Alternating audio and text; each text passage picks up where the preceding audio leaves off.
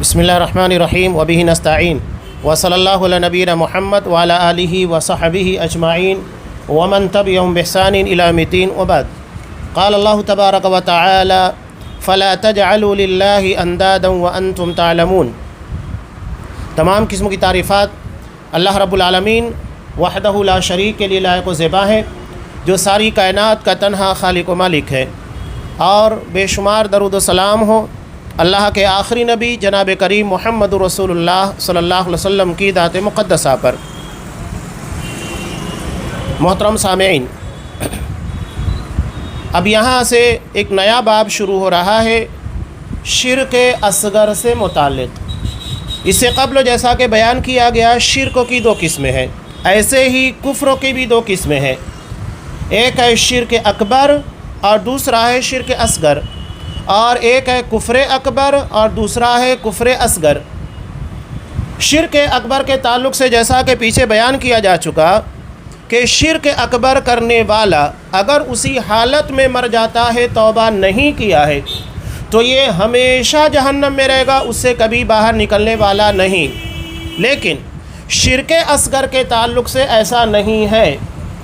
شرک اصغر کا کرنے والا مسلمان ہی رہتا ہے، لیکن وہ ایک بڑے گناہ کا مرتکب ہوتا ہے۔ اس بنیاد پر اللہ اگر چاہے تو سزا دے اور چاہے تو معاف کر دے، لیکن یہ گناہ جو ہے بڑا ہے، چھوٹا نہیں ہے۔ البتہ شرک اصغر کا کرنے والا یہ ملت اسلامیہ کے باہر نہیں ہوتا اور نہ دائمی طور کے پر جہنم میں ہوگا۔ شرک اصغر توحید کے منافی اور اس میں خلل پیدا کرنے والا عمل ہے۔ شرک اصغر میں کئی باتیں شامل ہیں جن سے اللہ اور اس کے رسول صلی اللہ علیہ وسلم نے ہمیں عقیدہ توحید کی حفاظت و حمایت کی خاطر خبردار کیا۔ شرک اصغر یوں سمجھ لیجئے کہ یہ شرک اکبر تک پہنچانے کا ذریعہ ہے، یعنی یہ ذریعہ بنتا ہے، راستہ بنتا ہے، سبب بنتا ہے، اس لیے کہ شرک اصغر توحید میں نقص پیدا کرتا ہے، یعنی توحید میں جو شفافیت ہونی چاہیے، اس کا جو معیار ہونا چاہیے، اس میں کمی واقع ہوتی ہے، اور کبھی تو شرک اکبر تک کھینچ لاتا ہے۔ اب یہاں شرک اکبر اور شرک اصغر، جیسا کہ یہاں پر وضاحت چل رہی ہے کہ شرک اصغر جو ہوتا ہے یہ شرک اکبر تک پہنچنے کا ذریعہ بن جاتا ہے۔ مثلا نبی کریم صلی اللہ علیہ وسلم نے تعویذ گنڈے کے تعلق سے کہا کہ من تعلق تمیمۃ فقد اشرک، کہ اگر کوئی تمیمہ یعنی تعویذ کو لٹکاتا ہے تو اس نے شرک کیا، لیکن یہ شرک اکبر نہیں ہے، شرک اصغر ہے۔ اب یہ شرک اکبر کیسے بنتا ہے، اس کا ذریعہ کیسے بنتا ہے؟ پہلی بات تو یہ ہوتی ہے کہ لوگ تعویذ کے بارے میں عقیدہ رکھتے ہیں کہ اس میں دعائیں ہوگی، قرآن مجید کی آیات ہوگی، اور اس کے ذریعے سے وہ لوگ اللہ سے شفا کی امید رکھتے ہیں۔ یہ تو شرک اصغر کی حد ہے، لیکن یہ شرک اکبر کیسے بنتا ہے؟ یہ شرک اکبر اس طرح بنتا ہے کہ دھیرے دھیرے ہمارا عقیدہ بگڑنا شروع ہوتا ہے۔ اب اللہ کو چھوڑ کر اسی تعویذ کے پر مکمل توکل اور اعتماد بن جاتا ہے کہ اگر یہ تعویذ پہنیں گے تبھی ہم محفوظ ہوں گے، ورنہ محفوظ نہیں رہیں گے۔ اب وہ ذریعہ ہی دراصل اکبر بن جاتا ہے، شرک اصغر ہی شرک اکبر بن جاتا ہے کہ اگر اللہ کو چھوڑ کر اسی کے پر مکمل اعتماد اور یقین بن جائے۔ بہت سارے لوگ اگر اندھیرا ہے یا کوئی خوفناک جگہ ہے وہاں جاتے ہوئے ڈرتے ہیں، لیکن اگر تعویذ پہن لیے ہیں تو وہ ڈر نہیں رہتا ہے، یعنی اب ان لوگوں کا خوف اس تعویذ کی بنیاد کے پر ختم ہو جاتا ہے اور یہ سمجھتے ہیں کہ یہ تعویذ ہمیں بچا لے گی۔ اللہ نہیں، بلکہ تعویذ ہی ہمارے لیے ڈر اور خوف سے نجات کا ذریعہ بنے گی۔ تو یہ دراصل شرک اصغر ہی جیسا کہ بیان کیا جا رہا ہے، اور کبھی تو شرک اکبر تک کھینچ لاتا ہے، یعنی پھر آدمی شرک اصغر نہیں بلکہ شرک اکبر کا انتخاب کرنے لگتا ہے۔ اللہ کا فرمان ہے فَلَا تَجْعَلُوا لِلَّهِ أَنْدَادًا وَأَنْتُمْ تَعْلَمُونَ، سورہ بقرہ آیت نمبر 22، کہ پس جب تم یہ جانتے ہو تو دوسروں کو اللہ کا مد مقابل نہ ٹھہراؤ، یعنی جس طرح اللہ کے پر اعتماد ہونا چاہیے، یقین ہونا چاہیے، جیسے اللہ بچاتا ہے، مدد کرتا ہے، عطا کرتا ہے، محروم کرتا ہے، اب یہی چیز کسی غیر کی طرف منسوب کرنا یہ دراصل اللہ کے مقابل بنانے کے معنی میں ہے۔ حضرت عبداللہ ابن عباس رضی اللہ تعالیٰ عنہما اس آیت کے بارے میں فرماتے ہیں کہ انداد یعنی اللہ کے مد مقابل کو ٹھہرانا، اللہ کے مد مقابل کسی کو ٹھہرانا شرک ہے، جو کالی پہاڑی پر کالی رات میں، سیاہ رات میں کالی چیونٹی کے چلنے سے بھی زیادہ پوشیدہ ہے۔ یعنی لوگ اس کے بارے میں سمجھ نہیں پاتے اور شرک کے مرتکب ہو جاتے ہیں، یہی بتانا مقصود ہے۔ یعنی کالی رات، کالی پہاڑی، کالی چیونٹی، بتانے کا مقصود یہ ہے کہ یہ اتنا باریک ہے کہ لوگ اس کی جانب توجہ دے ہی نہیں پاتے ہیں، سمجھ ہی نہیں پاتے کہ یہ کیا ہو رہا ہے۔ جیسا کہ تم کہو، اب یہاں پر مثالیں دے رہے ہیں، اللہ اور تیری زندگی کی قسم، یہ اس وقت چلا کرتا تھا۔ تو اس وقت جو چیز تھی، حضرت عبداللہ ابن عباس رضی اللہ تعالیٰ عنہ نے اس چیز کو پیش کیا کہ اللہ اور تیری زندگی کی قسم۔ اب یہاں اللہ کے مد مقابل کس کو بنا دیا گیا؟ زندگی کو، جبکہ زندگی عطا کرنے والا اللہ ہے، وہ زندگی عطا کرنے والا محیی ہے، وہ موت دینے والا ممیت ہے۔ تو اب یہاں زندگی کو نعوذ باللہ اللہ کے برابر قرار دیا گیا۔ کیسے؟ اللہ اور تیری زندگی، یعنی اللہ اور زندگی کو ایک ہی مقام پر لا کر کھڑا کر دیا گیا ہے۔ اس اعتبار سے یہ خفیہ چھپا ہوا شرک ہے، وہی بیان کر رہے ہیں۔ یا فلاں اور میری زندگی کی قسم، اب یہاں پر بھی قسم کے بارے میں جیسا کہ آگے آ رہا ہے، اللہ تبارک و تعالیٰ کے علاوہ کسی کی قسم نہیں کھانا چاہیے۔ اب اگر کوئی شخص میری، تیری یا تیری زندگی کی اس طرح کی قسمیں کھاتا ہے تو اس کا مطلب کیا ہوا؟ اس نے نعوذ باللہ قسم کے مقام کے پر اللہ اور اپنے آپ کو یا کسی اور کو برابر کر دیا۔ یعنی جس طرح اللہ کی قسم کھانا چاہیے اس طرح میری اور تیری قسم بھی کھائی جا سکتی ہے، جبکہ قسم کے معاملے میں اللہ وحدہ لا شریک ہے، اللہ کے سوا کسی کی اور کی قسم نہیں کھائی جا سکتی۔ اگر ہم کسی اور کی قسم کھا رہے ہیں، یہی دراصل ند بنانا ہے، اللہ کا مد مقابل بنانا ہے۔ اس کے بعد حضرت عبداللہ ابن عباس رضی اللہ تعالیٰ عنہ فرماتے ہیں کہ یہ کہو، یعنی لوگ یہ بات کہتے ہیں اگر یہ کتا نہ ہوتا تو چور گھر میں گھس جاتا، یعنی حفاظت کا ذریعہ کتے کو بتا رہے ہیں۔ یہ تھوڑا سا فرق ہے جس کو سمجھنا ضروری ہے۔ جیسا کہ ہمارے ہاں پر عام طور سے لوگ کیا کہتے ہیں، ڈرائیور بڑا ہوشیار تھا، اگر وہ اپنی ہوشیاری اور اپنا کمال نہیں دکھاتا حادثہ ہو جاتا۔ یعنی حادثہ ٹالنا، مصیبت سے بچانا ہم نے ڈرائیور کو سمجھ لیا ہے، یہی بتانا مقصود ہے۔ اس میں تھوڑا سا اضافہ کر کے بات کو صحیح کیسے کیا جا سکتا ہے کہ اللہ نے اس ماہر ڈرائیور کے ذریعے ہم کو بچا لیا۔ یہی معاملہ ڈاکٹر کا بھی ہے کہ اللہ نے فلاں ڈاکٹر کے ذریعے، بہترین ٹریٹمنٹ کے ذریعے اللہ نے شفا دی، یعنی ذریعہ بتایا جائے اللہ اس کے ذریعے سے عطا کر رہا ہے، چاہے مصیبت سے دور کر رہا ہے یا تو کوئی چیز عطا کر رہا ہے، اس میں اللہ ہی کو اصل مقصود مانا جا رہا ہے، اور دوسروں کو ذریعہ، چاہے وہ ڈاکٹر ہو یا تو پھر وہ ڈرائیور ہو، وہ ذریعہ ہے، اصل نہیں۔ اگر ہم نے اللہ کو ہٹا دیا اور یہ کہا کہ ڈاکٹر بڑا ماہر تھا اور اس نے بہترین دوا دی جس کی بنیاد کے پر اتنی سنگین بیماری، اس سے ہمیں کنٹرول مل گیا، شفا مل گئی اور ہم اس بیماری سے شفا یاب ہو گئے، یہ غلط ہو جاتا ہے۔ جب یہ ہم کہیں کہ اللہ نے فلاں ڈاکٹر کے ذریعے شفا دی تو ہم اصل اللہ کو مانتے ہیں، اسے ذریعہ مانتے ہیں، اور جب اللہ کو ہٹا دیا جاتا ہے تو پھر مطلب یہ نکلتا ہے کہ نعوذ باللہ یہی اصل ہے، یہ ڈاکٹر، یہ ڈرائیور، یہ اصل میں بچانے والے لوگ ہیں۔ یہاں بتانا مقصود وہی ہے۔ اس کے بعد ایک جملہ اور بھی ہے کہ اگر گھر میں بطخ نہ ہوتی تو چور گھس کر چوری کر لیتا، یعنی بطخ تھی، اس نے چور کو دیکھنے کے بعد آواز کرنا شروع کر دیا، شور مچانا شروع کر دیا، جس سے لوگ جاگ گئے اور چوری نہیں ہو پائی۔ یہاں پر بھی بات وہی ہے، صحیح جملہ یہ ہے کہ کہا یہ جائے اللہ نے اس بطخ کے ذریعے سے چوری ہونے سے بچا لیا۔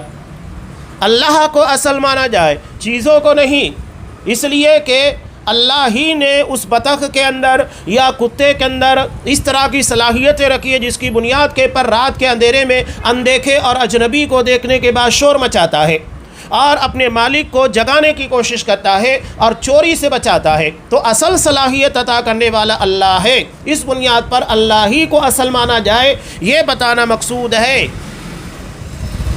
اس کے بعد آگے ایک جملہ اور بھی ہے کہ اپنے ساتھی سے اس طرح کہنا، جو اللہ چاہے اور جو تو چاہے۔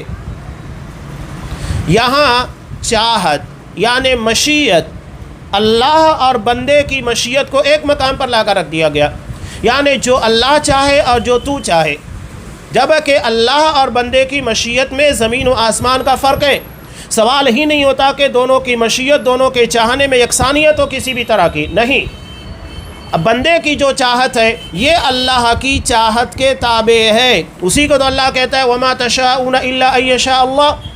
جو تم چاہتے ہو وہ نہیں ہوتا ہے، ہوتا وہی ہے جو اللہ چاہتا ہے، یعنی اللہ کی مشیت اللہ کی چاہت کے تابع ہے تمام چیزیں، کوئی چیز اللہ کی مشیت کے باہر نہیں ہے۔ اگر ہم یہ کہتے ہیں کہ جو اللہ چاہے اور جو تو چاہے، تو اس کا مطلب یہ نکلتا ہے کہ اللہ کا اور بندے کا چاہنا برابر ہو گیا ہے۔ یہی چیز دراصل شرک ہے جو یہ بتانا مقصود ہے، یعنی ہم بندے کو اللہ تبارک و تعالیٰ کا مد مقابل کس چیز میں بنا رہے ہیں؟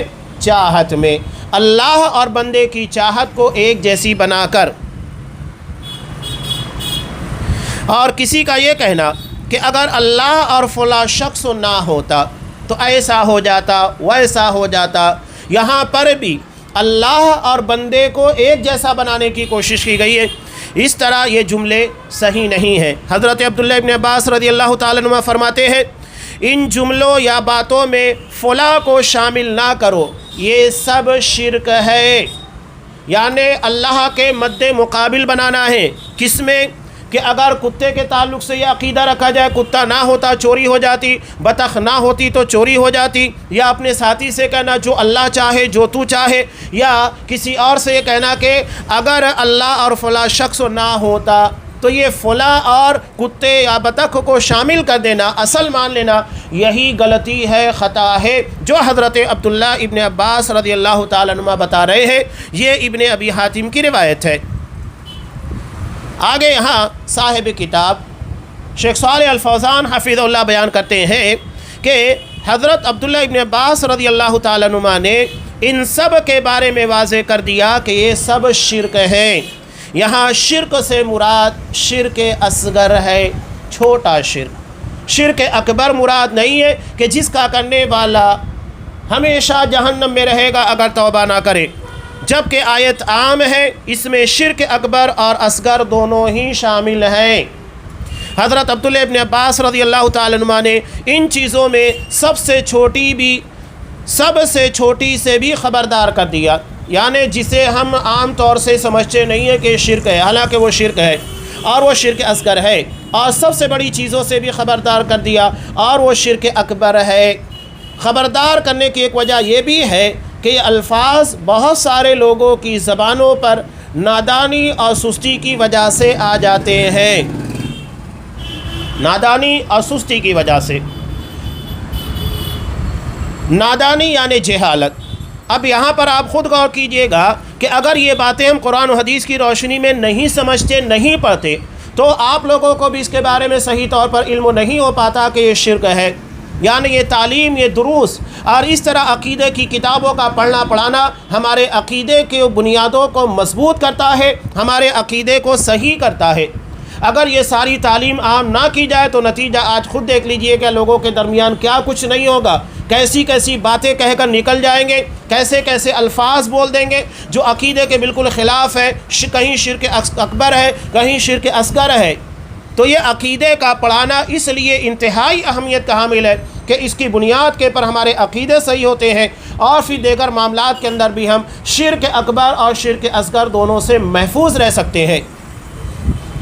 اب یہاں صاحب کتاب شیخ صالح الفوزان حفظہ اللہ بیان کرتے ہیں انہی چیزوں میں سے ہے۔ اب نمبر ایک یہاں پر ایک چیز بیان کر رہے ہیں، غیر اللہ کی قسم کھانا، اللہ کے علاوہ کی قسم کھانا، یہ شرک ہے۔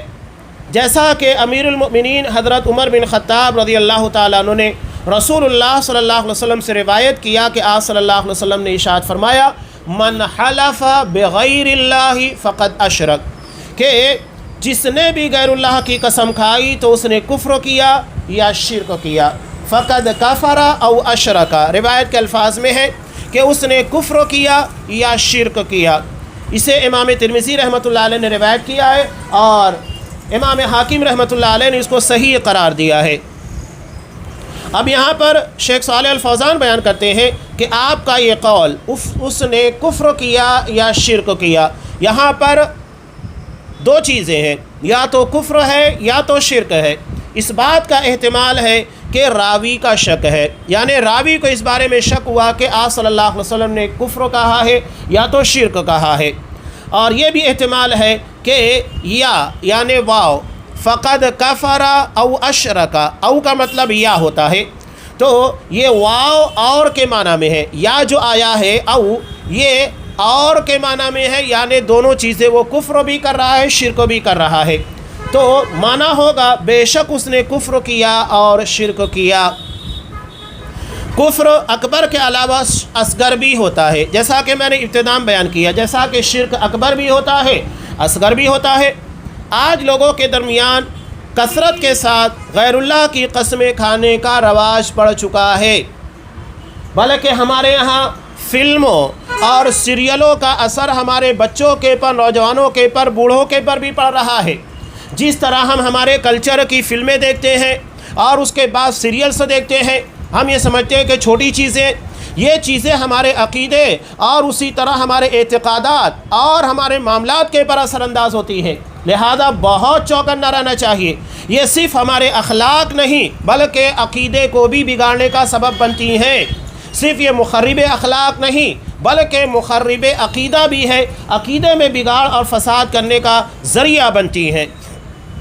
تو یہ ہمارے معاشرے کے اندر رواج پا چکا ہے، جیسا کہ امانت کی قسم کھائی جاتی ہے، امانت داری کی، امانت کی قسمیں کھانا، یا نبی صلی اللہ علیہ وسلم کی قسم کھائی جاتی ہے، یا کہتا ہے میری زندگی کی یا تیری زندگی کی قسم یا فلاں کی قسم، جو بھی اس طرح کے ملتے جلتے الفاظ ہیں۔ ہم نے سنا کہ احادیث میں غیر اللہ کی قسم کی ممانعت وارد ہوئی ہے اور اسے کفر یا شرک سے تعبیر کیا ہے، اس لیے کسی چیز کی قسم کھانا اس کی تعظیم کے لیے ہوتا ہے، یعنی اس کو عزت دینا، اہمیت دینا، جو کہ غلط ہے۔ ایک مسلمان کے نزدیک اللہ تبارک و تعالیٰ سے زیادہ قابل تعظیم، قابل عزت کوئی نہیں، لہذا صرف اللہ تبارک و تعالیٰ کی قسم کھانا چاہیے۔ آپ صلی اللہ علیہ وسلم نے ارشاد فرمایا من کان حالفا فلیحلف الا باللہ، جیسا کہ ابو داؤد کی روایت میں ہے کہ اگر قسم کھانا ہی ہے صرف اللہ کی قسم کھائے، اللہ کے علاوہ کسی غیر کی قسم نہیں کھانا ہے۔ ابھی میں نے کہا نا کہ فلموں کا، سیریل کا اثر، عام طور سے آپ کو قسمیں کیا ملتی ہے؟ عمومی طور کے پر ماں کی قسم کھائی جاتی ہے، ماں کی تعظیم اور اس کی اہمیت کے اعتبار سے، اور اس کا نتیجہ یہ ہے کہ مسلمان جب فلمیں دیکھتا ہے، سیریل دیکھتا ہے، چاہے ہمارے بچے ہوں، نوجوان ہوں، بوڑھے ہوں، وہ بھی دیگر معاملات کے اندر اپنی ماں کی قسم کھا لیتے ہیں، کہیں اپنی بیوی کی قسم، کہیں اپنے بچوں کی قسم کھائی جاتی ہے، کہیں سر کی، کہیں پیر کی۔ تو یہ ایسے بہت ساری قسمیں، علاوہ ازیں اس میں ایک بدعقیدگی اور بڑھی ہوئی ہے، یعنی ان قسموں کے بارے میں یہ عقیدہ رکھنا عقیدہ نہیں بلکہ بدعقیدگی ہے کہ اگر ہم نے کسی کی جھوٹی قسم کھائی، مثال کے طور پر ماں کی جھوٹی قسم کھا لی، بھائی کی یا بچوں کی، تو نتیجہ کیا ہوگا؟ وہ مر جائے گا۔ یہ بدعقیدگی لوگوں کے درمیان پائی جاتی ہے، لہذا جب بھی ان کو ضرورت پیش آتی ہے تو کسی سے قسم کھلوانا ہے تو کیا کہتے ہیں؟ ٹھیک ہے، ایک کام کر، تیری بیوی کی یا تیری ماں کی یا تیرے بچے کی قسم کھا۔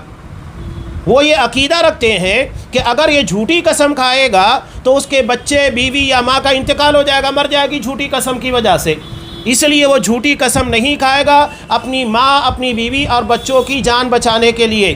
یہ بدعقیدگیاں ہمارے سماج اور معاشرے کے اندر یہ فلموں کے ذریعے، سیریلز کے ذریعے، بہت سارے ذرائع سے اور غیر مسلموں کے کلچر میں رہنے کی بنیاد کے پر داخل ہوتی جا رہی ہیں، اب یہاں ایک بہت ہی پیارا جملہ ہے، بہت پیارا قول ہے حضرت عبداللہ ابن عباس رضی اللہ تعالیٰ عنہ کا، فرماتے ہیں میں اللہ کی جھوٹی قسم کھاؤں، یعنی قسم جھوٹی ہوگی لیکن اللہ کے نام پر کھائی جائے گی، یہ مجھے زیادہ پسندیدہ ہے، یعنی یہ بہتر ہے، مجھے اچھا لگتا ہے، پسندیدہ ہے کہ میں غیر اللہ کی سچی قسم کھاؤں۔ بات سمجھنے والی ہے، اللہ کی جھوٹی قسم کھانا یہ بہتر ہے کہ غیر اللہ کی سچی قسم کھائی جائے۔ کیوں؟ اس لیے کہ وہاں پر قسم کھانا غیر اللہ کی اللہ کے مقابلے میں لے جا کر اس کو کھڑا کرنا ہے، اس بنیاد کے پر وہ شرک بن جاتا ہے، جبکہ اللہ کے نام کی جھوٹی قسم کھانا یہ شرک نہیں ہے، گرچہ گناہ کبیرہ ہے جھوٹی قسم کھانے کی وجہ سے، لیکن یہ شرک نہیں ہے، یہ فرق بیان کرنا مقصود ہے۔ یہ بات تو معلوم ہے کہ اللہ کی جھوٹی قسم کھانا کبیرہ گناہوں میں سے ایک ہے، لیکن شرک یعنی غیر اللہ کی قسم کھانا کبیرہ گناہوں میں سب سے بڑا ہے اور وہ شرک اصغر ہے۔ یہ فرق ہے حضرت عبداللہ ابن مسعود رضی اللہ تعالیٰ عنہ کے قول میں کہ اللہ کی جھوٹی قسم کھانا یہ مجھے پسندیدہ ہے کہ میں غیر اللہ کے نام کی سچی قسم کھاؤں، یہ بیان کرنا مقصود ہے۔ بس ہر مسلمان پر واجب ہے کہ اس سے خبردار رہے اور جاہلی عادات و اطوار سے اپنی گرفت میں نہ لے لیں۔ یہ جاہلی عادات و اطوار کا مطلب کیا ہے؟ غیر اللہ کی قسمیں کھانا، کسی کے سر کی، کسی کے پیر کی، فلاں کی، یہ سب کے سب کب ہوں گے؟ جب یہ جاہلی عادات و اطوار ان کے درمیان ہم رہنے سہنے لگ جائیں گے، یا تو ہم اس طرح کی فلمیں دیکھیں گے یا اس طرح کے سیریل دیکھیں گے یا ایسے لوگوں کے درمیان رہیں گے جن کے عادات و اطوار جاہلانہ ہیں، جو شرک اور ان ساری چیزوں کے بارے میں تفریق نہیں کرتے، بلکہ مسلمانوں کے درمیان بھی ایسے لوگ ہیں جنہیں اس طرح کے عقیدے کی باتوں کا کوئی علم نہیں، نہ تو وہ اس کی بارے میں کوئی نالج رکھتے ہیں، نہ اس طرح کی کتابیں پڑھتے ہیں، نہ اس طرح کی تقاریر سنتے ہیں، نہ دروس کا اہتمام کرتے ہیں، تو نتیجہ کیا ہوتا ہے؟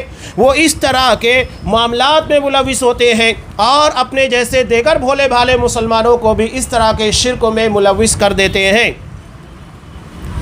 آگے صاحب کتاب بیان کرتے ہیں کہ اس کے علاوہ بھی بہت سارے نصوص ہیں جو ہمیں حکم دیتے ہیں کہ اگر ہمارا ارادہ قسم کھانے کا ہو تو صرف اللہ کی قسم پر اکتفا کرے اور اس کے علاوہ کسی غیر کی قسم نہ کھائیں، صرف اللہ کی قسم کھائیں، اور جس کسی کے لیے اللہ کی قسم کھائی جاتی ہے اس پر راضی ہو۔ یہ ایک اہم مسئلہ اور بھی ہے،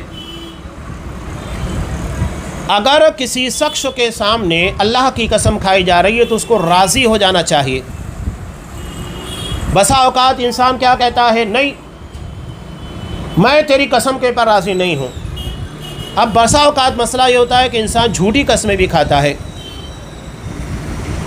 تو وہاں یہ حالات سمجھنا ضروری ہے کہ بندہ اللہ کے نام پر جھوٹی قسم کھا لے، یہ ہمارے نزدیک بہتر ہے کہ وہ غیر اللہ کی قسم کھائے۔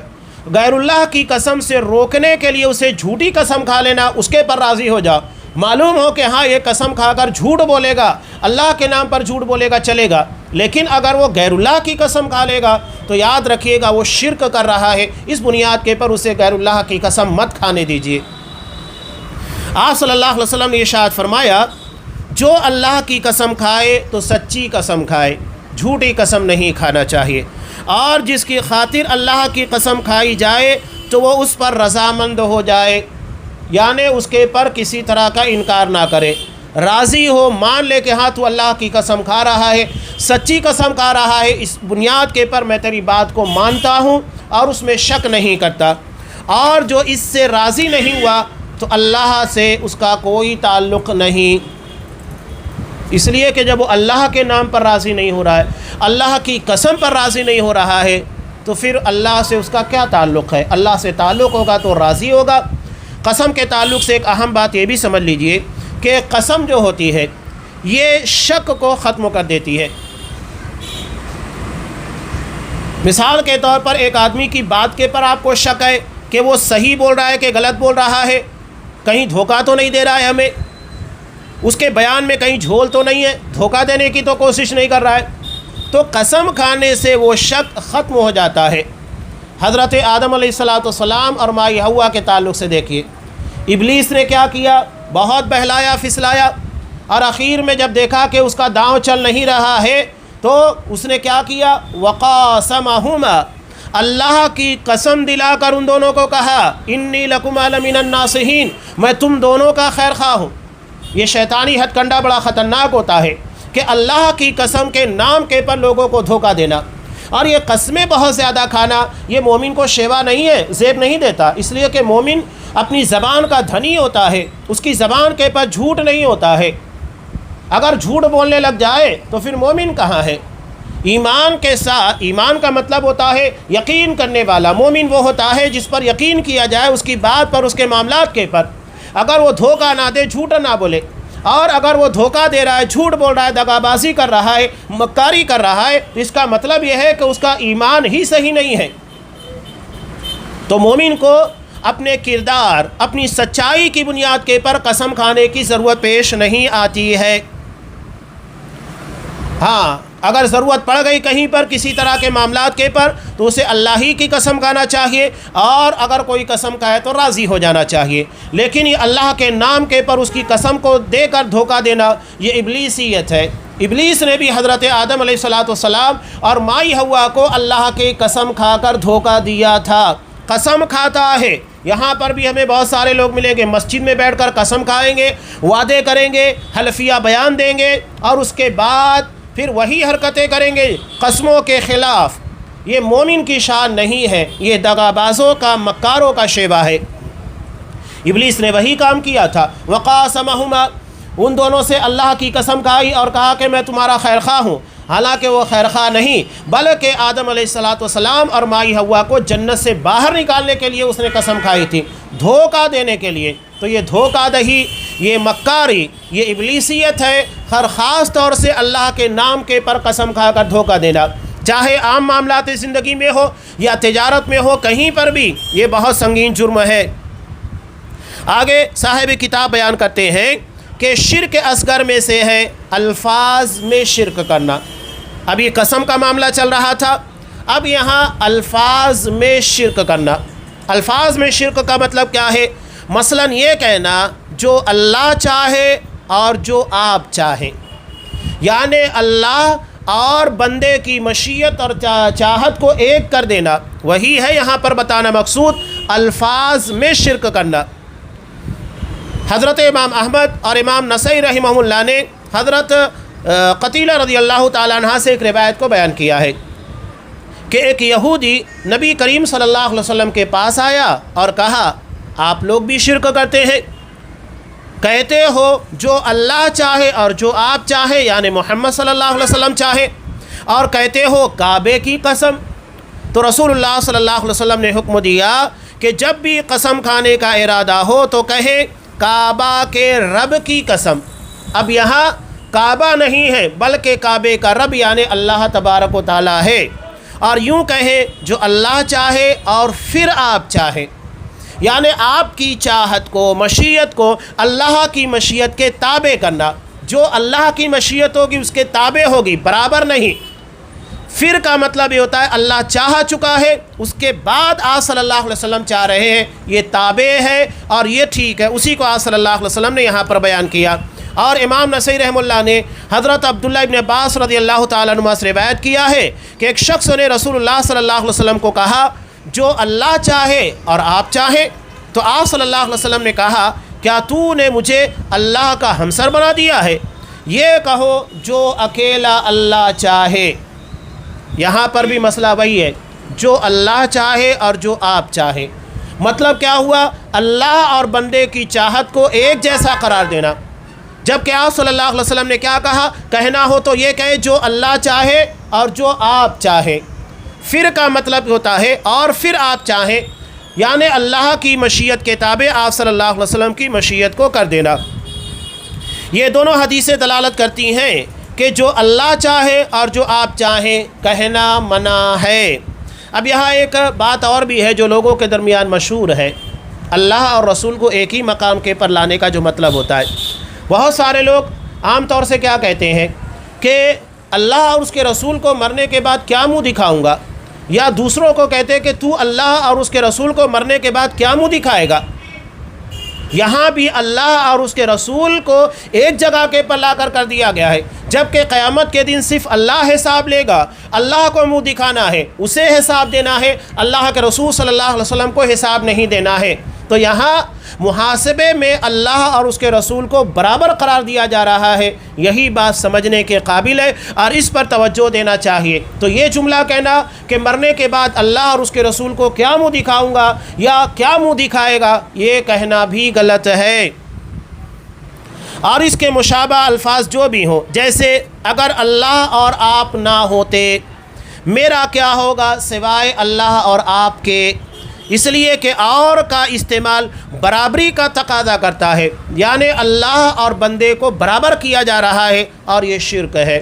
ضروری ہے کہ پھر کے لفظ کے ساتھ عطف کیا جائے، یعنی یہ کہا جائے اگر اللہ اور پھر آپ نہ ہوتے، یعنی اصل اللہ کو رکھا جائے بعد میں دوسروں کو، میرا کیا ہوگا سوائے اللہ اور پھر آپ کے۔ تو یہ پھر کہہ دینے سے معاملہ اللہ کے بعد کا ہو جاتا ہے، ساتھ کا نہیں۔ پھر کا مطلب ہوتا ہے بعد، اور اگر ہم یہ کہتے اللہ اور آپ نہ ہوتے تو اس کا مطلب اللہ اور بندے کو ایک مقام پر لا کر کھڑا کر دیا گیا، ساتھ نہیں بعد میں رکھیے گا تب معاملہ بن جائے گا۔ جیسے جو اللہ چاہے پھر آپ چاہیں، یا پھر فلاں چاہے اگر اللہ نہ ہوتا پھر تم نہ ہوتے، یا پھر فلاں نہ ہوتا میرا کیا ہوتا اگر اللہ نہ ہوتا پھر تم نہ ہوتے۔ اس لیے کہ پھر کے لفظ کے ساتھ عطف کرنا ترتیب اور تعقیب یعنی بعد میں آنے کا تقاضا کرتا ہے۔ بے شک بندے کی چاہت اللہ کی چاہت کے بعد آتی ہے، اللہ کی چاہت کے ساتھ نہیں اور نہ پہلے، بلکہ اللہ کی چاہت کے بعد آتی ہے، جیسا کہ اللہ کا ارشاد ہے کہ وَمَا تَشَاءُونَ إِلَّا أَن يَشَاءَ اللَّهُ، اور تمہارے چاہنے سے کچھ نہیں ہوتا جب تک اللہ رب العالمین نہ چاہے۔ تو یہ بات دھیان میں رہنا چاہیے کہ اللہ کے ساتھ کسی کو یا اللہ کے برابر کسی کو الفاظ میں اعمال میں نہیں رکھنا ہے بلکہ بعد میں رکھنا ہے، یہی شرک اصغر ہے۔ اس کو سمجھ لینا چاہیے کہ اللہ کے ساتھ اگر ہم نے کسی کو بنا لیا یا اللہ کے مساوی اور اس کے مقابل بنا دیا تو یہ چیز انسان کو مشرک بنا دیتی ہے، یہ شرک اصغر کا ارتکاب ہوتا ہے، ہمیں اس سے محفوظ رہنا چاہیے۔ بلکہ یہ کہنا چاہیے کہ جو اللہ چاہے پھر اس کے بعد آپ چاہیں، تو یہ فرق ہو جاتا ہے، ساتھ نہیں بعد والا معنی آ جاتا ہے۔ ابھی اس کے بعد ایک انتہائی اہم باب ہے جو تھوڑا تفصیل طلب ہے، جو آئندہ درسوں میں بیان کیا جائے گا انشاءاللہ، وہ ہے نیت و ارادے کا شرک، یعنی وہ شرک جو ہماری نیتوں میں ہمارے ارادوں کے اندر چھپا ہوتا ہے، اس کے بارے میں پوری تفصیل کے ساتھ بیان کی جائے گی۔ اسی کو شرک خفی بھی کہا جاتا ہے، یعنی چھپا ہوا شرک جو ظاہر نہیں ہوتا ہے، دکھائی نہیں دیتا ہے۔ انشاءاللہ آئندہ درسوں میں اس کی تفصیل ہوگی۔ اللہ تبارک و تعالیٰ سے دعا ہے کہ پروردگار ہمیں ہر طرح کے شرک سے، چاہے وہ شرک اکبر ہو، اصغر ہو، کفر اکبر ہو یا کفر اصغر ہو، ہر طرح کے شرک سے محفوظ رکھے، اور ایسی تعلیمات اور ایسے دروس جس میں اس طرح کی تعلیم کا اہتمام ہوتا ہے ہمیں اس میں شریک ہونے اور اس طرح کی تعلیم کو عام کرنے تاکہ لوگوں کے عقیدے کی اصلاح ہو سکے۔ اللہ ہمیں اس کی توفیق دے، آمین۔ وآخر دعوانا الحمدللہ رب العالمین۔